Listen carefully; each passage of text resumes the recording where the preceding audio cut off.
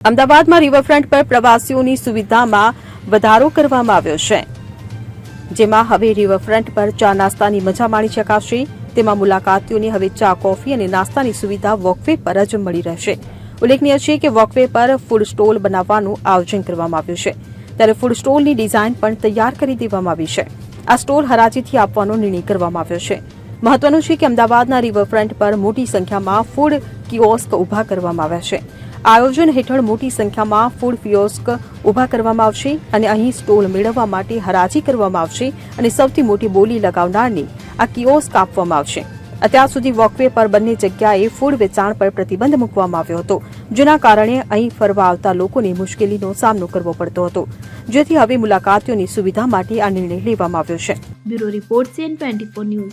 હવે જુઓ દેશ દુનિયાની તમામ ખબરો તમારી આંગળીના ટેરવે। ઉઠાવો મોબાઈલ અને ગૂગલ પ્લે સ્ટોર પરથી ડાઉનલોડ કરો અમારી CN24 ન્યૂઝ મોબાઈલ એપ।